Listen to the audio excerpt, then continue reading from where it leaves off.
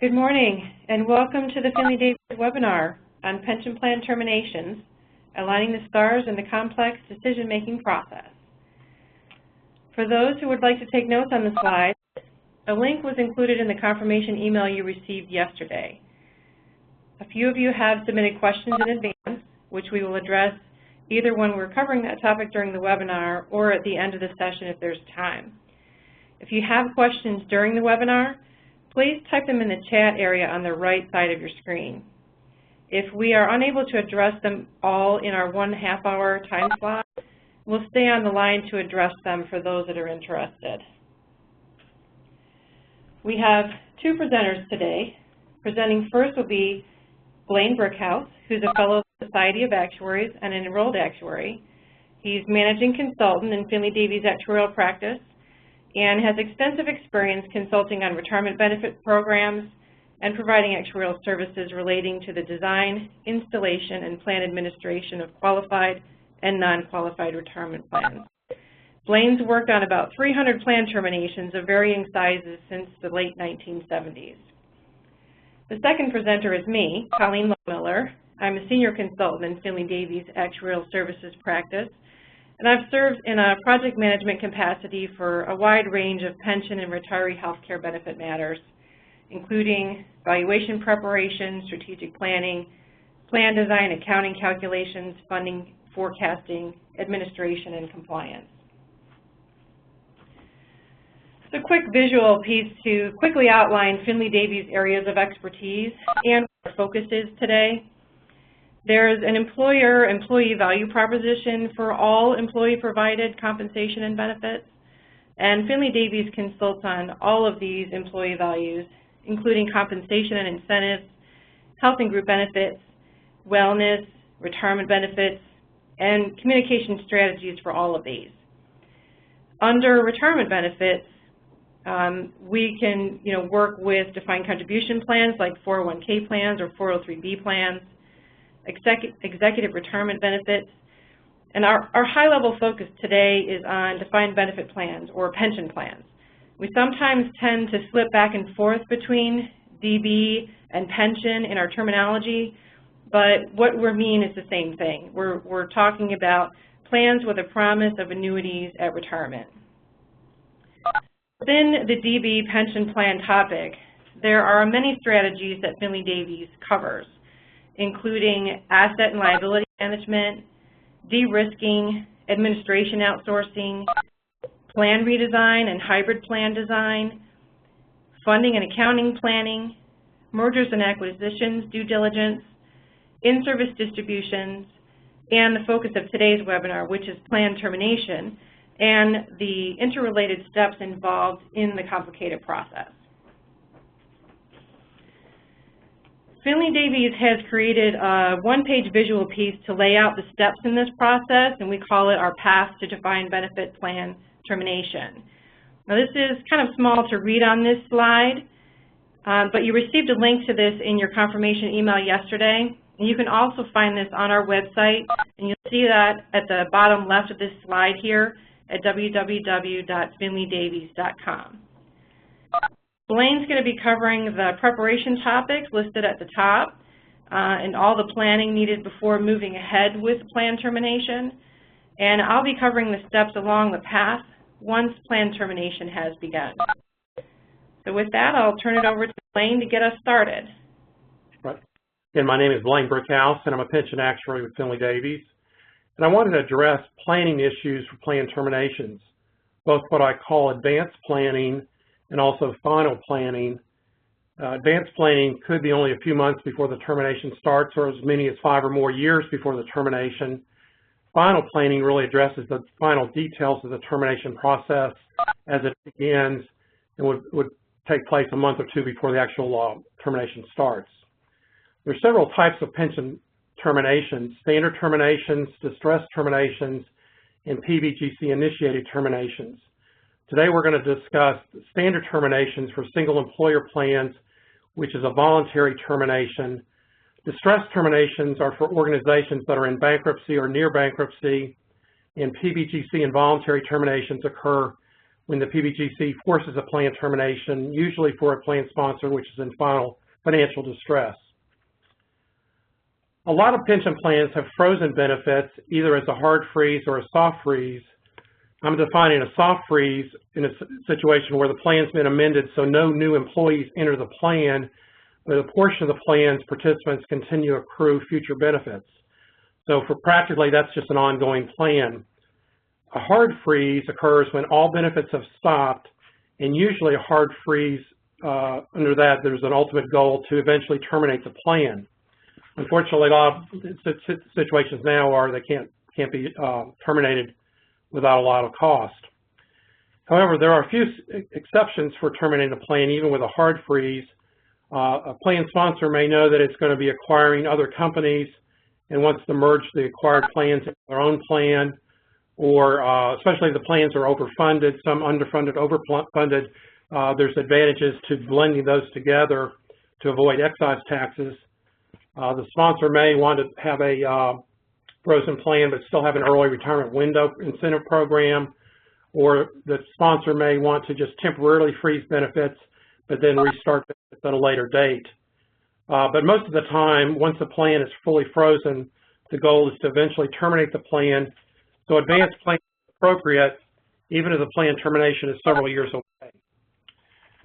From an advanced planning standpoint, issues to consider include financial considerations, investment considerations, time frame, data considerations, and communication considerations. Okay, next slide.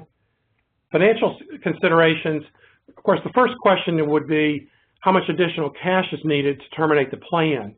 And to do that, you want to evaluate the unfunded liability on a shutdown basis, either as an annuity cost basis or a lump sum basis, not on a funded ratio basis or accounting basis. The funding ratio is now calculated under MAP 21, which was special legislation enacted last year, definitely understates the shutdown liability. So those ratios are much more favorable than what the true shutdown liabilities would be. And the accounting liabilities may also understate the shutdown liability, so it's important to know what type of liability you're looking at. Contributions to fund the entire shutdown liability are generally fully deductible, except in some rare cases for small plans, plans with less than 100 participants, where the benefit formulas have been increased the last couple of years, may have deduction limits for the highly compensated employees. Then the strategy really is over what period of time do you fund the shortfall? Is it over 1 year, or is it over 5 to 7 years? And another question is contributing more than the minimum required contribution desirable? So that's another issue to look at. For some companies, the question might be, is borrowing to fund the plan feasible or desirable? With the current low interest rates, one theory would be to borrow enough to fund the plan and then pay off predictable benefit payments to amortize the loan as a possibility. Financial statement impact is really the most, I think, surprising or could be surprising element.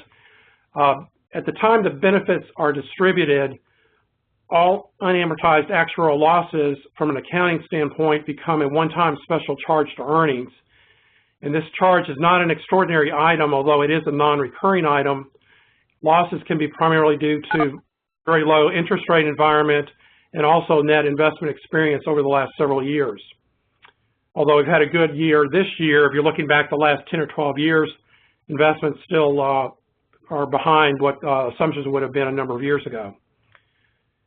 In the current environment, the settlement cost, which is a charge to current earnings, it can be very, very large. It can be as much as in the range of 50% to 75% of the value of the assets.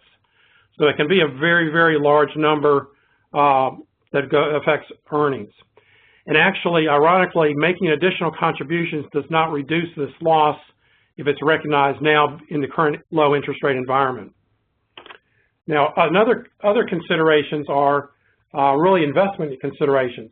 Finley Davies is not an investment advisor, but the plan sponsor would want to consult with both the actuary and the investment advisor about what risk to take during the overall process. For a plan that was an ongoing plan, it's not unusual that the funding policy would have had investments of a range between 65% equity and 35% bonds, or more conservative plans might have been a 50% equity, 50% bonds. But once you've frozen your plan, then you're in a shorter time frame, and if you're looking at even a 5 to 7 years horizon, you may want to consider looking at your investment policy to see whether it's appropriate to lower equities and increase bond percentages. Another part of the policy might be to, as the plan improves in its funded ratios, is to move some of the percentage in equities to bonds as that ratio increases. Now, once the termination itself starts, the time frame lowers to about 12 to 18 months typically, and so therefore continuing to invest in equities becomes more of a gamble. From a very long time frame, equities generally outperform bonds, and that's why there have been higher percentages in equities. But now you're looking at, once you terminate, you've got a very short time frame, and so the question is whether it's appropriate to stay in equities.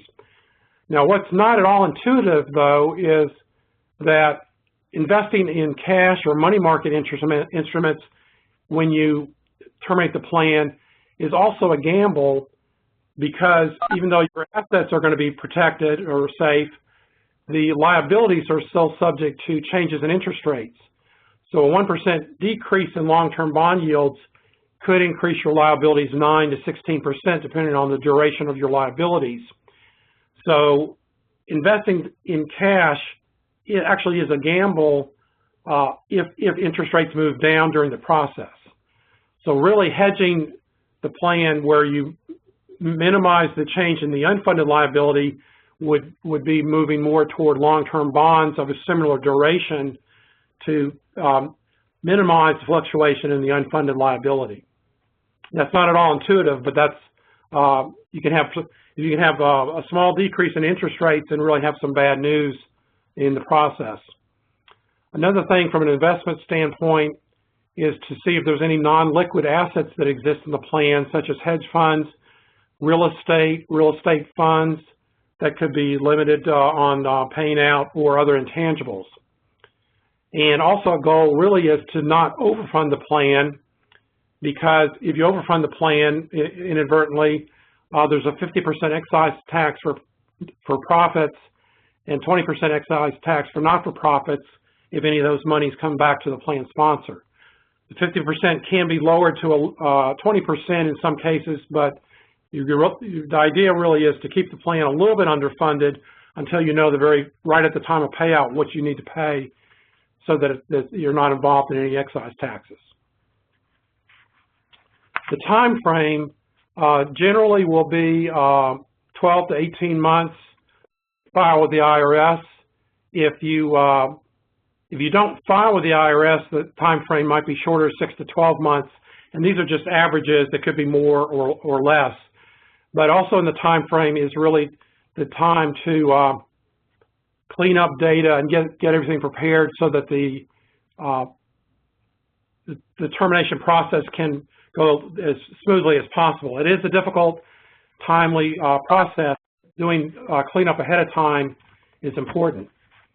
For data considerations, again, data issues can be a real problem with completing the termination on time. One question is, are the accrued benefits accurate and final? For some plans that have frozen their benefits, they're still working off valuation accuracy data and may not have a final accrued benefits.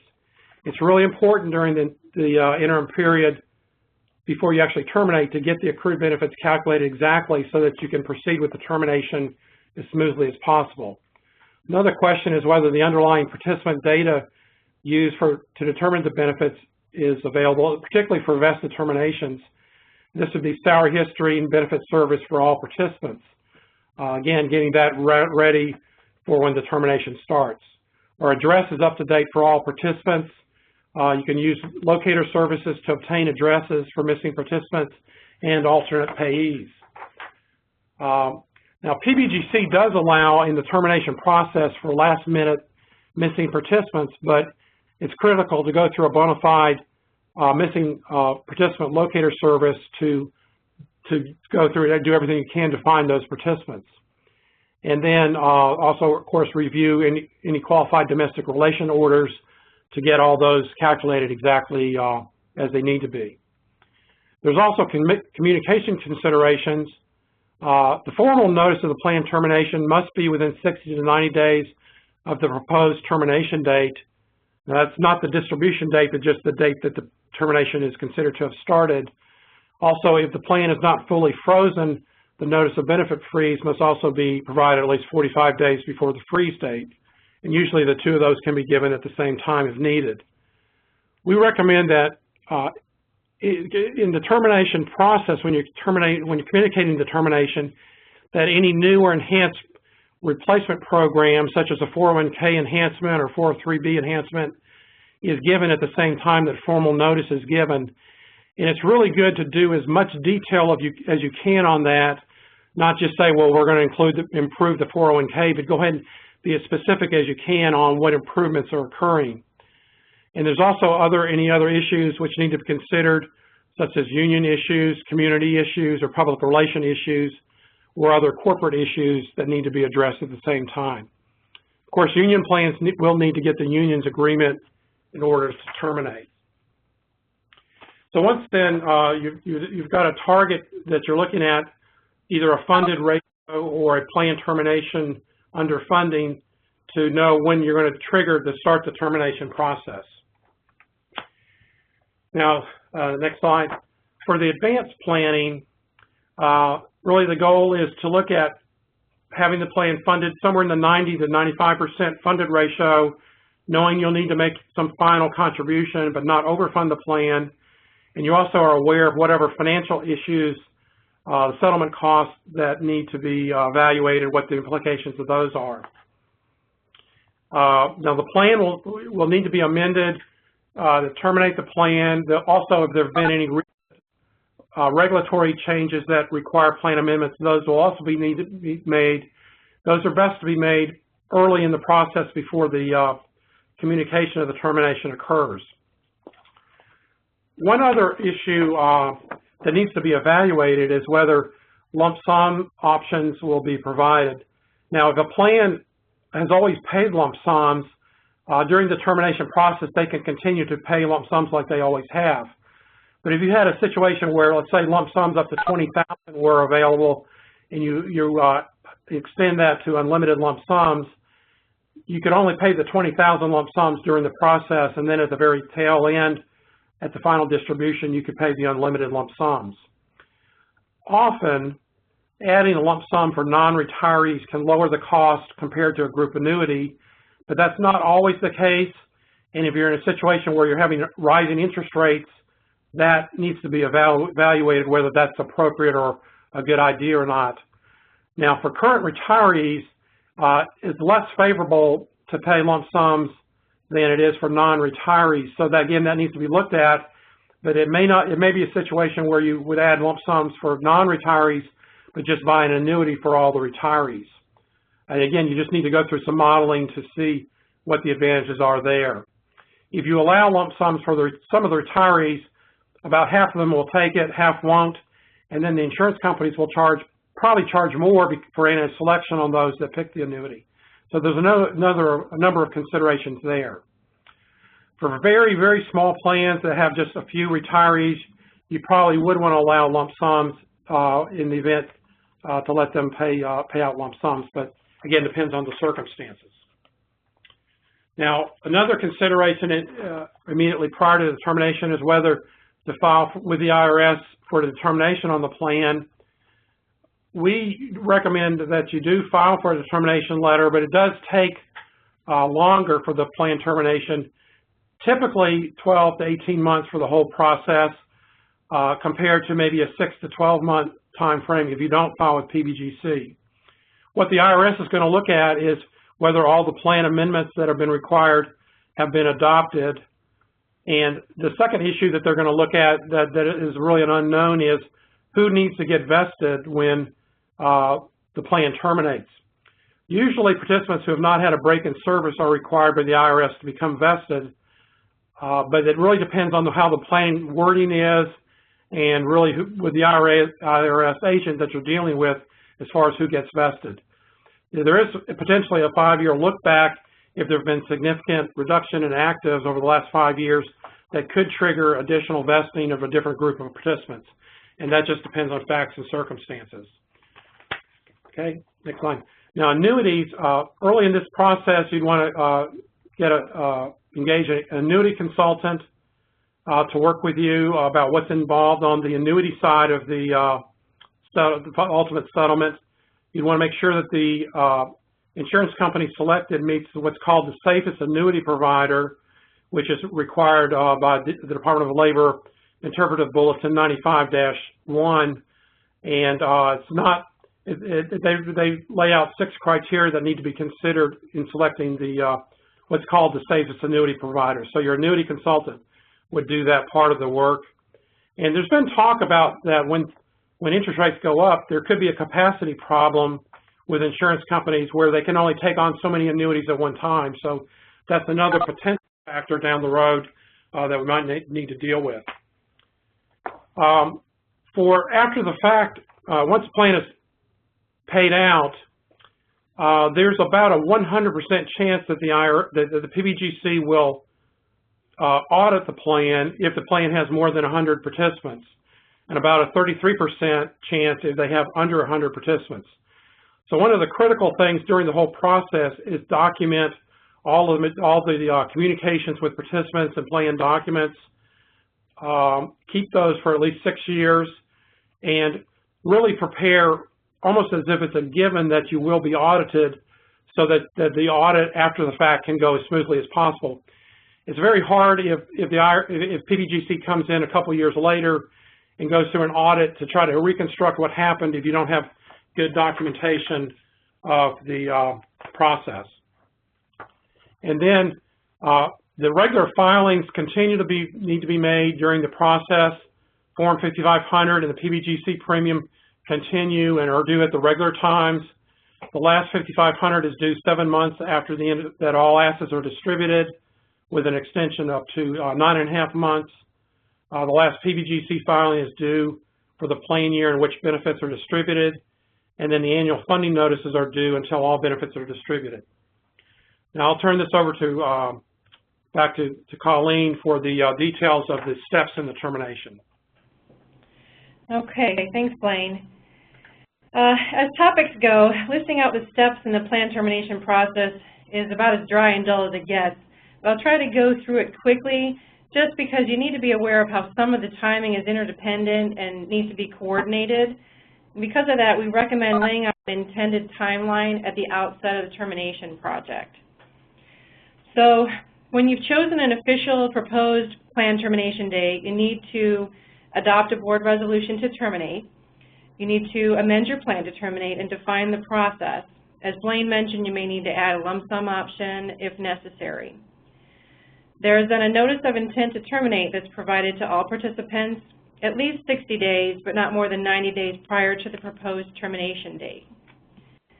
There is another notice that sometimes is sent at the same time as the notice of intent to terminate, and that's the Notice of State Guarantee Association's coverage for annuities, which needs to be distributed at least 45 days prior to purchasing annuities. So that's actually a long ways out at this point, but it can be provided basically at any point in the process. So many times it's sent at the same time as the Notice of Intent to Terminate. The purpose of the Notice of State Guarantee is to basically list the annuity providers that you'll be considering for providing the annuities. As Blaine mentioned, you don't need to file with the IRS for a determination letter, but it is recommended. There's no specific due date, but you should file before the filings are made with the PBGC, which is the Pension Benefit Guaranty Corporation. Make sure you leave time for sending notice to interested parties that needs to be sent 1 to 3 weeks prior to filing with the IRS. There's also a notice of plan benefits that needs to be distributed to all participants within 180 days of the proposed termination date and before the Form 500, which is the next bullet.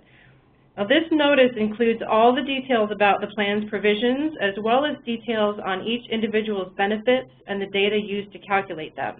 So this, goes to Blaine's point about making sure you have all the data available for your benefits, because this is what you're providing to your participants. Now, that notice of state guarantee association coverage of annuities is sometimes sent with this notice of plan benefits also. Then you need to file the PBGC Form 500 also within 180 days of the proposed termination date. The purpose of this is to provide the PBGC with certain information on the plan, the estimated liability, and certify that the plan is going to be sufficiently funded to provide all the benefits. Now, you can kind of tell that the timing of these three is very related. So many times, all of these three filings and notices they're many times sent within days of each other. So there's some coordination. There's significant work to put these together, and there's coordination on getting them all out very close to each other. Then the PBGC review period runs from when you file the Form 500 filing to 60 days later. That is subject to extension. After the review period ends, the plan termination is deemed approved unless a notice of noncompliance is issued. So it's basically a no news is good news situation there. The IRS review period for the determination letter has no set timing, but it's typically 9 to 12 months, and if all is in order, you'll receive an IRS determination letter. So that's the point where you're ready to go. You distribute your election forms to your participants at least 30 days prior to the distribution date, and then make sure that you're purchasing your annuities and paying your lump sums within 120 days of getting that IRS determination letter. Now, if you decided not to do the IRS determination letter, you need to purchase the annuities and pay lump sums within 180 days of the PBGC's review period when it expires. And watch the timing here, because if you're near the end of a plan year and there's a change of lump sum assumptions coming, you want to be mindful of that. Once all the distributions are made, you're going to file the PBGC Form 501, which is a post-distribution certification. It's due within 30 days following distributing all benefits. And now keep in mind that this process could be 12 to 18 months, since you began this. So this goes back to Blaine mentioning maintaining good records, because when you file the Form 500, you're telling the PBGC the benefits that are due to the participants. And when you file the Form 501, you're telling the PBGC the benefits that you paid out. And so you're going to need to be able to reconcile from one filing to the other and know what happened to the participants in between. This is also where you would turn over to the PBGC any benefits that are due to missing participants.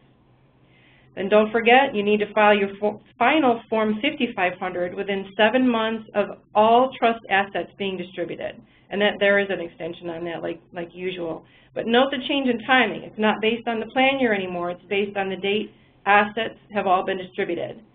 And there's also a final PBGC premium filing. And then I didn't mention it here, but 1099-Rs are sent to participants, but that's usually handled by the plan's trustee, but just be mindful of that as well. So we're running short on our time here. I just want to mention the key takeaways regarding this process is that plan termination doesn't happen within weeks or even a couple months of the decision to terminate. It's typically a 12 to 18-month process. There's a lot of financial, data, communications, and business objectives coupled with market conditions that impact your decision. The devil's in the details, and be prepared for obstacles along the way. Planning ahead is key to managing this process as efficiently as possible. Thank you very much for your attention. If you have any questions, we do have a minute or two left here, and we'll stay on the line to answer any additional questions that come in. I wanted to mention, while we wait to see if there's any questions that come in, that we're planning to organize some face-to-face workshops in some of our markets. And for those that want to dive a little deeper into these topics, you can see the topics listed here for these workshops. We can customize the discussions for specific issues of small groups as well. And if you'd like to receive an invitation, please email Alyssa Morosco at the email address listed here on this slide. All right, we've come up on our time here, and with no questions. We've covered quite a bit in a short amount of time. Feel free to call or email either of us about your specific questions. The audio recording of this meeting will be posted on our website in the next 2 days. Look for an email with a link to the recording. Thank you again for joining us, and this concludes the Finley Davies webinar.